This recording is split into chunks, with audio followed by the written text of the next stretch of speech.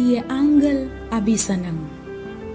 No tiene miedo, pa sobra mira, me da 13 bon novo de gran gozo, pa bozo colota pa entere pueblo. Pa sobra awe, den estad de David, a nace pa bozo un salvador, quien de da Cristo es Señor. Y es aquí lo da es señal pa bozo. Bozo lo haya un baby lo ra den paña y dormí den un pesebre. Y de repente aparece junto con el ángel una multitud de ejército celestial, donando alabanza a Dios y besando gloria a Dios den altura y na tierra paz mei de gente que te agrade.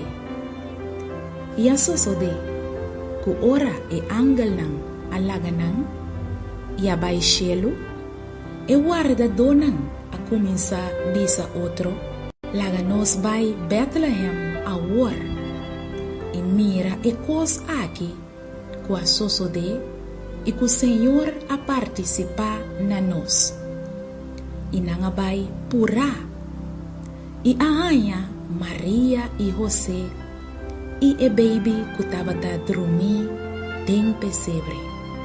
E ora nanga mira essa aqui, nanga participar lo que awardo bisa nanang tocante de eu aqui.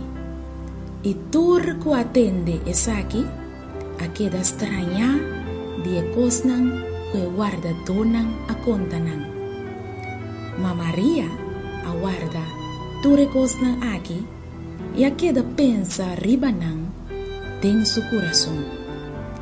E guarda donan a back, glorificando e alabando Dios para todo lo que nan atende e mira manera a guardo contar nanang. Jesús é o de Deus. Laga essa aqui tá momento para recordar, tempo para perdonar, tempo para reflexionar que Salvador a nasce para trazer salvação na humanidade. Laga essa aqui tá tempo para descobrir a verdadeira unificação de Páscoa para cada de nós individualmente. Laga nossa maneira é sábio não.